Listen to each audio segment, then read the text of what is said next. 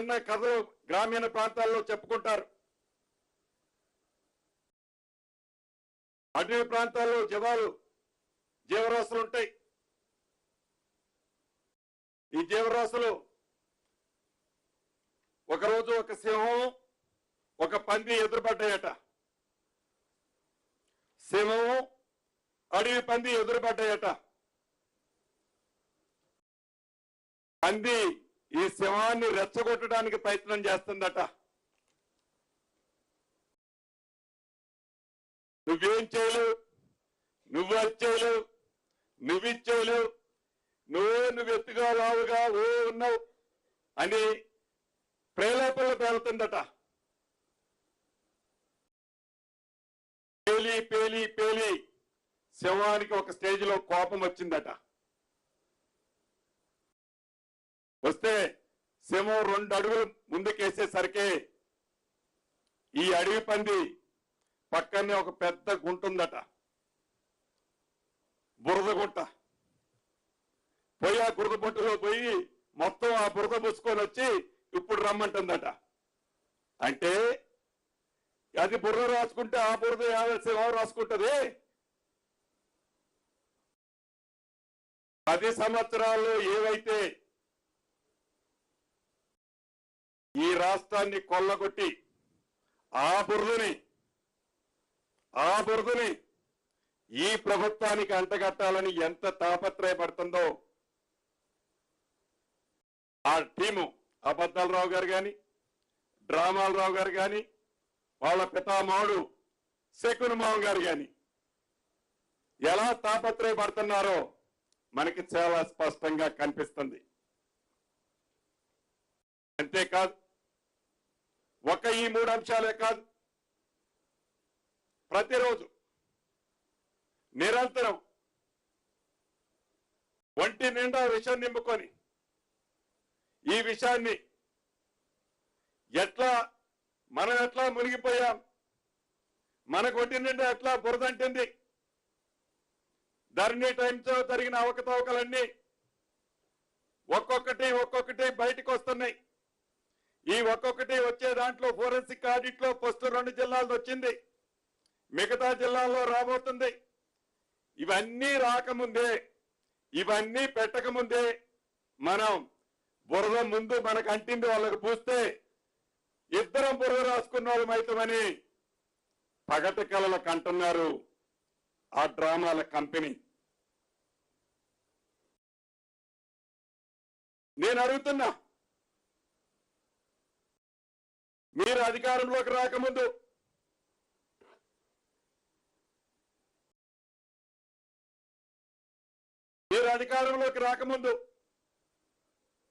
అధికారంలోకి వచ్చి అధికారంలో దిగే ముందుకి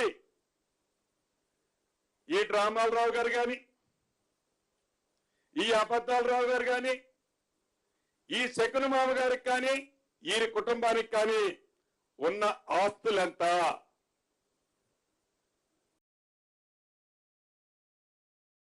ఈనాడు మీకున్న ఆస్తులెంత, మీ పార్టీకి దేశంలో ఏ ప్రాంతీయ పార్టీకి లేని నిధులు ఎక్కడి నుంచి వచ్చాయి?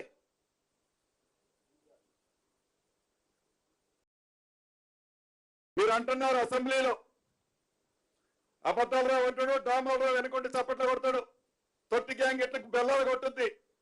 నేను అడుగుతున్నా, రాఘవ కన్స్ట్రక్షన్స్ ఎవరితో మీకు తెలియదా అని. రాఘవ కన్స్ట్రక్షన్స్ తెలంగాణ ప్రజలకు తెలుసో లేదో కానీ మిస్టర్ అబద్ధాలరావు, డ్రామాలరావు, శకును మామ, రాఘవ కన్స్ట్రక్షన్ మా చేతి నీళ్ళు తాగినోళ్ళు మీరు.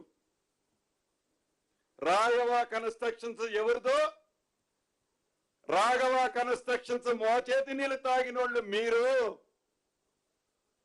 ఎవరిదో ప్రజలకు తెలుసో లేదో కానీ ఈ అబద్ధాలరావుకి డ్రామాలరావుకి బాగా తెలుసు. అంతేకాదు, మాయ మాటలు చెప్పి తడిపట్టడం, నన్ను నీ పార్టీలోకి తీసుకొచ్చి గొంతు కోసిన తర్వాత ఈ పార్టీకి ఇదే రాఘవ కన్స్ట్రక్షన్స్ నుంచి అఫీషియల్ గా వైట్ గా ₹1 కోటి ఇచ్చామన్న సంగతి మర్చిపోయావా అబద్ధాలరావు? అప్పుడే తిన్నింటి వాసాలు లెక్క పెడుతున్నారా డ్రామాలరావు? మోచేతి నీళ్ళంటే ₹1 కోటితో కాదు. ఈ మోచేతి నీళ్ళ స్టోరీ ఏంటో మీ అంతరాత్మకు తెలుసు. అంతేకాదు, గౌరవ ముఖ్యమంత్రి గారు శాసనసభ సమావేశంలో డైరెక్ట్ గా చెప్పారు,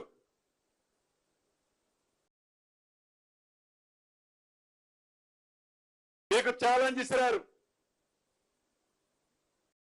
ఈ ప్రభుత్వంలో ఉండి ఏ మైనింగ్ అయితే నువ్వు అంటున్నావో రాఘవ కన్స్ట్రక్షన్స్ సంబంధం ఉందని, దాని మీద రోడ్లకేసే మెటలకు సంబంధించిన క్రషర్ మీద సిబిసిఐడి ఎంక్వైరీని చేస్తూ ప్రభుత్వంలో ఉన్న ఒక సభ్యుడి మీద నువ్వు ఆరోపణలు చేస్తే ఈ ప్రభుత్వ చిత్తశుద్ధితో గౌరవ ముఖ్యమంత్రి గారు